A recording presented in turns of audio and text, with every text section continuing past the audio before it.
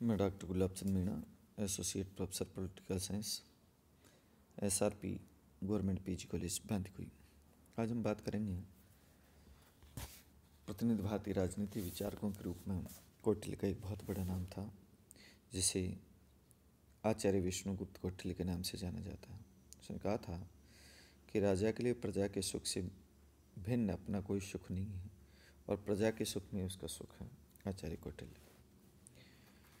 आन्वेक्षिकी, त्रयी, वार्ता और दंड नीति चार विधाएं हैं, क्योंकि विधा वह है जिसमें धर्म, अर्थ और परिज्ञान सिद्ध होता है,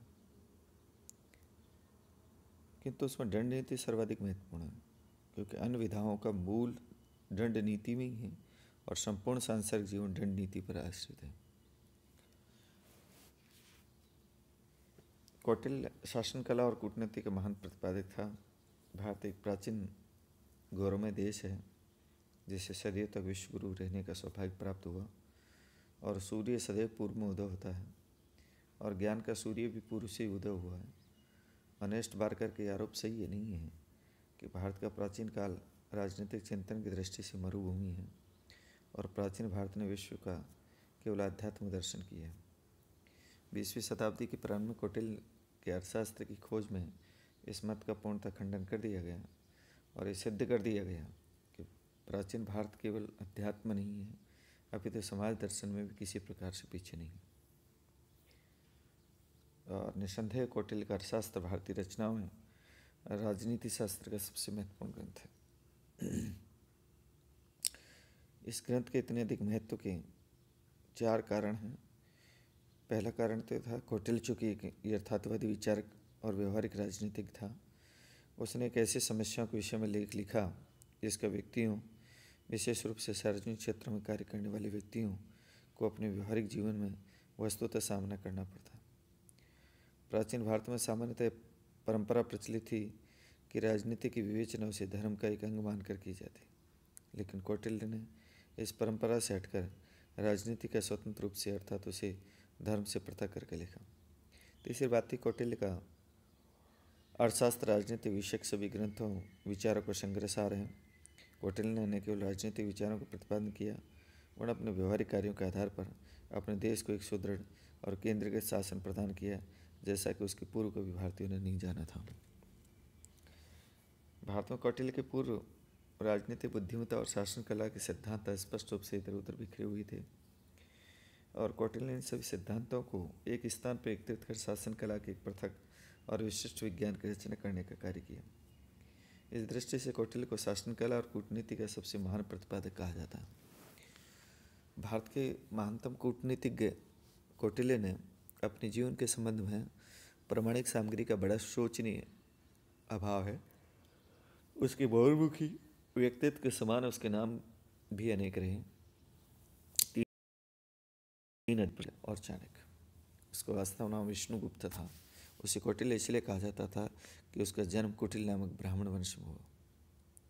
उसके पिता का नाम चाणक्य था, इसलिए उसे चाणक्य भी कहते हैं। और वर्तमान समय में विद्वत जगत में से कौटिल्य अर्थात सामान्य जगत में चाणक्य के नाम से जाना जाता है।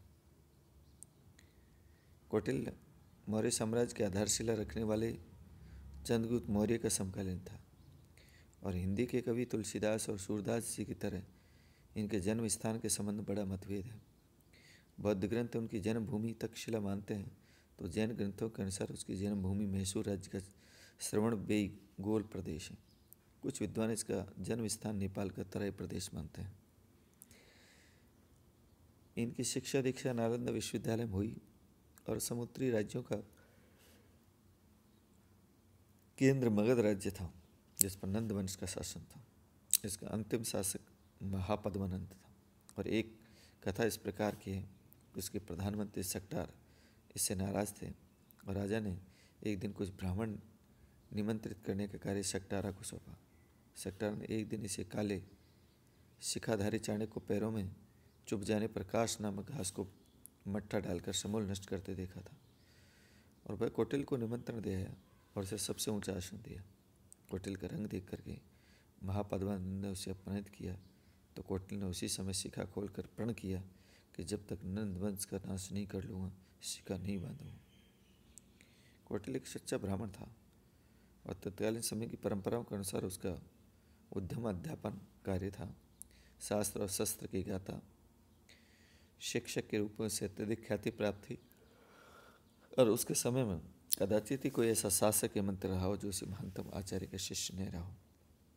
उसके व्यक्तित्व और नीति से प्रभावित नहीं हुआ। एक आदर्श अध्यापक के नाते वह स्वयं को व्यवहारिक राजनीति से अलग रखना चाहता था, किंतु अनिच्छा होते हुए भी परिस्थितियों के दबाव से भारत की संपूर्ण राजनीति का केंद्र बन गया। उस समय यूनान के राजा सिकंदर ने भारत पर आक्रमण कर भारत को एक बहुत बड़े भाग को पदग्रांत कर डाला। भारत उस समय एक छोटे छोटे प्रभुत्व संपन्न राज्यों में विभक्त था, जिसमें संगठन का नितांत अभाव था, जो परस्पर संघर्ष और कलह में लिप्त थे।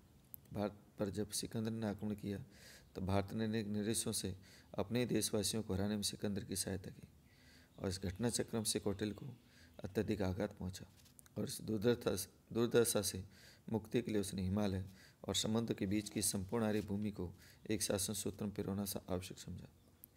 लक्ष्य को दृष्टि में रखते उसने अपने शिष्य चंद्रगुप्त मौर्य के द्वारा नंदवंश का विनाश करा करके महान अखिल भारतीय मौर्य साम्राज्य का शिलान्यास किया।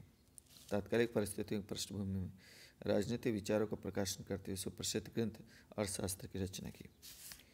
चंद्रगुप्त मौर्य कौटिल्य की सहायता से सम्राट बना था और कौटिल्य न केवल मौर्य साम्राज्य का महामंत्री वरन सभी कुछ था, किंतु इतना होने पर एक आदर्श ब्राह्मण की भांति वह त्याग के आदर्श को ग्रहण कर वीतराग तपस्वी बना रहा और मौर्य साम्राज्य के महामंत्री की कुटिया के वैभव का चित्रण विशाखादत्त ने मुद्रा राक्षस में इन शब्दों में किया कि कुटिया की एक और गोबर के उपलों को तोड़ने के लिए पत्थर पड़ा हुआ था, दूसरी ओर विद्यार्थियों द्वारा लाई गई लकड़ियों का गट्ठर पड़ा हुआ था, सुखाने के लिए रखी गई लकड़ियों की बोझ से छत दबी जा रही थी, इसकी दीवार भी क्षीण दशा में थी। अर्थशास्त्र के रचना काल के संबंध में विद्वानों में पर्याप्त मतभेद हैं। कीथ जाली विद्वान कौटिल्य का अर्थशास्त्र को ईसा की 3री शताब्दी का ग्रंथ मानते हैं। डॉक्टर श्याम शास्त्री, जिन्होंने सर्वोत्तम कौटिल्य के अर्थशास्त्र की पांडुलिपि उपलब्ध करके उसका अंग्रेजी अनुवाद किया। डॉक्टर काशी प्रसाद जायसवाल, पाश्चात्य विद्वान क्लीट और Smith Ganpati Shastri, SN law और DPR भंडारकर आदि अनेक विद्वान कौटिल्य के अर्थशास्त्र को मौर्यकालीन 3री शताब्दी की रचना मानते हैं। वास्तव में ये द्वितीय मत की प्रमाणिक है। वस्तुतः अर्थशास्त्र के मूल रचयिता चंद्रगुप्त मौर्य के गुरु मंत्री आचार्य विष्णुगुप्त या कौटिल्य है और ये मौर्यकालीन रचना ईसा की 3री शताब्दी पूर्व है। कौटिल्य ने अपने ग्रंथ में अर्थ और अर्थशास्त्र की संक्षिप्त परिभाषा दी। मनुष्य की जीविका और जिस भूमि पर वो रहते हैं वो दोनों ही अर्थ हैं और वह शास्त्र अर्थशास्त्र जिस मनुष्यों वाली भूमि के लाभ उसका पालन करने के उपायों को वर्णन किया गया। अर्थ और अर्थशास्त्र के इस व्यापक अर्थ को ग्रहण करते हुए कौटिल्य ने अपने ग्रंथों को अर्थशास्त्र का नाम दिया। अर्थशास्त्र धन संग्रह के उपायों का अध्ययन नहीं करता, विभिन्न उपायों द्वारा प्राप्त की गई भूमि में सुव्यवस्था स्थापित करने और मनुष्यों के भरण पोषण के उपायों का वर्णन करता है। शासन व्यवस्था का पूर्ण विवेचन किया जाता है। कौटिल्य का अर्थशास्त्र है राजनीतिक और शासन कला की एक महान रचना है। डॉक्टर आल्तेकर के अनुसार राजनीति शास्त्र के वर्णन में अर्थशास्त्र का वही स्थान है जो व्याकरण शास्त्र में वर्णन में पाणिनि अष्टाध्यायी का है। पाणिनि की भांति कौटिल्य ने समवर्ती पूर्ववर्ती विचारकों के पर्दे के पीछे कर दिया। उसके ग्रंथ धीरे धीरे उपेक्षित लुप्त हुए और कौटिल्य ने अर्थशास्त्र के प्रारंभ में 4 विधाओं को उल्लेख किया। प्रथमान्वीक्षिकी, दर्शन और तर्क, दूसरी त्रयी अर्थात धर्म, अर्थ और वेदों का ज्ञान, तीसरी वार्ता, कृषि, व्यापार आदि, चौथी दंड नीति जो शासन कला राजनीति शास्त्र से संबंधित थी। अर्थशास्त्र का प्रतिपाद्य विषय प्रमुख रूप से दंड नीति है। अर्थशास्त्र रचना गद्य पद्य दोनों से की गई। 15 अधिकारीगण हैं। प्रथम मीनाधिकरण में राजा के जीवन और व्यवहार का सामान्य वर्णन है। अनक्ष प्रचार में राज्य के विभिन्न प्रशासकीय अध्यक्षों के विभागों कर्तव्यों का वर्णन है। तीसरे धर्मस्त्रीय में अर्थशास्त्र के अनुसार मुकदमों की सुनवाई और निर्णय आदि न्यायिक बातों का वर्णन है। चौथे कंटक शोधन में समाज के मार्ग में बाधा उत्पन्न करने वालों के लिए दंड विधान की व्यवस्था है। 5वें भोग व्रत में राज्य कर्मचारियों के कर्तव्यों को उल्लेख और अराज भक्तों को दंड देने में नियम है। छठे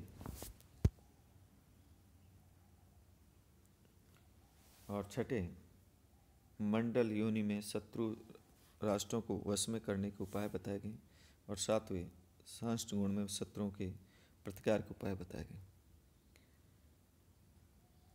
इस प्रकार कहने का तात्पर्य है कि कौटिल्य का जो अर्थशास्त्र था विविध शासन कलाओं की एक महान रचना मानी जा सकती है।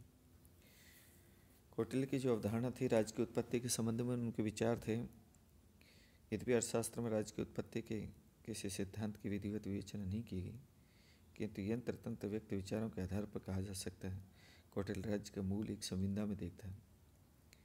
हाब्स के समान ही उसका विश्वास था कि आदिम काल में जबकि राज्य नहीं था, मानव जीवन घोर कलह और संघर्ष से ग्रस्त था। सर्वत्र अशांति अव्यवस्था विद्वान थे। मत्स्य न्याय का बोलबाला था। शक्तिशाली व्यक्ति निर्बलों पर मनमाने अत्याचार करते थे और नग्न हिंसक वृत्ति का अखंड साम्राज्य था। इस यात्रा में जीवन से मुक्त होने के लिए मनुष्यों ने विवस्वान के पुत्र मनु को अपना राजा बनाया। उत्पन्न हुए अन्न का 6वां भाग व्यापार द्वारा प्राप्त धन का 10वां भाग स्वर्ण का कुछ भाग कर के रूप में अपने राजा के लिए नियुक्त किया। मनुष्यों ने राजा की आज्ञाओं के पालन की प्रतिज्ञा की। बदले में राजा ने अपने प्रजाजन के जन धन की रक्षा का वचन दिया। कौटिल्य के राज दर्शन में राज्य की उत्पत्ति में उसी संविदा सिद्धांत के दर्शन होते हैं, जिसका विशद और व्यापक विवेचन आगे चलकर पश्चिमी विद्वानों हाब्स और रूसों के द्वारा किया गया। इस पर टिप्पणी करते हुए सामशास्त्री ने कहा कि इससे स्पष्ट है कि कौटिल्य के काल में सामाजिक अनुबंध के सिद्धांत से मनुष्य अपरिचित नहीं थे। अपने ग्रंथ अर्थशास्त्र में कभी कौटिल्य राजा के ईश्वरीय अंश का उल्लेख करते हुए राज्य के देवी सिद्धांत का वर्णन करता है और ये भूल जाता है कि इन दोनों सिद्धांतों में कोई संगति बैठ ही नहीं सकती। उनकी विवेचना से ऐसा प्रतीत होता है कि उसका मूल विश्वास तो संविदा सिद्धांत में है और राज्य के देवी मूल की चर्चा तो केवल सर्वसाधारण में राज्य के प्रति भक्ति भावना की दृढ़ करने और राजा के शासन कार्य के प्रति धार्मिक भाव उत्पन्न करने के लिए करता है। कौटिल्य के संविदा सिद्धांत में हाब्स के सिद्धांत से बहुत कुछ समानता प्रतीत होने पर भी हाब्स के सिद्धांत से मूलतः भिन्न है। लॉक और रूसो की विचारधारा से भी उसकी भिन्नता स्पष्ट देखी जा सकती है। कौटिल्य अपने संविदा सिद्धांत में के आधार पर न तो राज्य की उतना निरंकुश बनाता है जितना कि हाब्स का लेवियथन, और नहीं उस सिद्धांत का प्रयोग लॉक और रूसो की भांति व्यक्ति के विचार और लोकतंत्र का पक्ष पोषण करने के लिए किया है। प्राकृतिक अवस्था में मनुष्यों के एक व्यक्ति को राजा इसलिए चुना कि धर्म अर्थ और काम की प्राप्ति उपयोग में उनकी सहायता करे। यदि राजा इस कर्तव्य का पालन करने में समर्थ रहता है तो प्रजा को अधिकार है कि उसे पदच्युत कर किसी अन्य व्यक्ति को राजा के पद पर नियुक्त करे। कौटिल्य की संविदा धारणा आर्थिक तांत्रिक और पूर्ण अपेक्षाकृत निर्दोष है। अब देखेंगे सप्तांग सिद्धांत। भारतीय राज्यशास्त्र के अंतर्गत मनु, भीष्म और शुक्र आदि राज्य शास्त्रों के द्वारा राज्य की कल्पना एक ऐसे जीवित जागृत शरीर के रूप में की जिसमें 7 अंग होते हैं, और शुक्र नीति में ही राज्य के इन अंगों की मानव शरीर की तुलना करते कहा गया कि इस शरीर रूपी राज्य में राजा मूर्धा सिर के समान है, अमात आँख है और सुहृत कान है, कोश मुख है, बल मन है, दुर्ग हाथ है और अष्ट पैर है, और इन्हीं विद्वानों के समान कौटिल्य ने राज्य को सप्त प्रकृति युक्त माना। राज्य की 7 प्रकृतियाँ ये अंग इस प्रकार हैं: स्वामी, अमात्य, जनमत, दुर्ग, कोश, दंड और मित्र। कौटिल्य ने सब प्रकृतियों का विशद विवेचन इस प्रकार किया। स्वामी, कौटिल्य के अनुसार राजा राज्य का प्रधान अंग है और राजा की महत्वपूर्ण स्थिति को दृष्टि में रखते हुए उसने अपने स्वामी का नाम दिया, और स्वामी से उसका अर्थ आदेश देने वाले या शासन करने वाले से। उसके विचारानुसार राजा मन एक गुण होने चाहिए: विनय, विवेक, शास्त्र ज्ञान, समानुकूल व्यवहार करने की योग्यता, प्रजा के पोषण रक्षण की क्षमता, शत्रु मित्र का ज्ञान, शत्रु की त्रुटियाँ समझने की शक्ति, चापलूसी में न फंसने की जागरूकता आदि। अमात्य से कौटिल्य का आश्रय मंत्रियों प्रशासनिक अधिकारियों से है। कौटिल्य से सचिव भी कहा। कौटिल्य के अनुसार राजा को चाहिए कि वह निष्ठावान योग्य व्यक्तियों को ही अमात्य पद पर नियुक्त करें और अपने सहपाठियों, संबंधियों, सिफारसी लोगों को आनंद ने बनाए उनकी पात्रता न रखें। कौटिल्य ने अमात्य और मंत्री को राज्य का अनिवार्य अंग माना। राजा को स्पष्ट निर्देश दिया कि महत्वपूर्ण राज्य के निर्णय और अनिवार्य रूप से अमात्यों के परामर्श ही करें। निर्धारण नहीं किया। उसका विचार है कि राजा राजकीय कार्य तो आवश्यकता के अनुरूप संख्या में अमात्यों की नियुक्ति करें।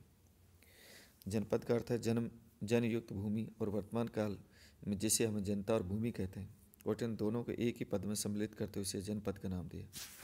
प्लेटो और अरस्तु की भांति कौटिल्य ने जनता और भूमि दोनों को अलग अलग वर्णन किया।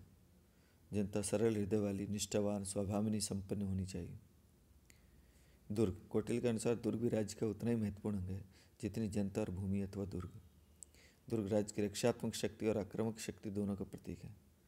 दुर्ग मजबूत ऐसे होनी चाहिए जिससे सेना के लिए अच्छी मोर्चेबंदी हो और पानी, भोज्य सामग्री, बारूद का उचित प्रबंध हो। कोष, कौटिल्य कोष को बहुत महत्व देता है, संभवतः स्वामी के बाद सर्वाधिक। और कौटिल्य ने राज्य के पास भरा पूरा कोष आदि आय के स्रोत होने चाहिए। इस संबंध में उनका विचार था कि राजा प्रजा से उपज का छठा भाग ले और कोष में बहुमूल्य धातुएं व मुद्राएं पर्याप्त मात्रा में रखे। दंड और सेना, राज्य की सुरक्षा के लिए सेना का विशेष महत्व है। कौटिल्य ने कहा कि जिस राजा के पास अच्छा सैन्य बल होता है उसे मित्र तो मित्र बने रहते हैं, शत्रु तक भी मित्र बन जाता है।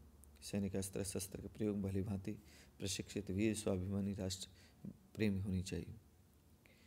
मित्र, कौटिल्य के अनुसार मित्र भी राज्य का एक आवश्यक अंग है। मित्र आनुवंशिक होना चाहिए, न कि कृत्रिम। वो ऐसा हो जब भी सहायता की आवश्यकता पड़े सहायता के लिए आए और संबंध विच्छेद की संभावना हो। Thank you.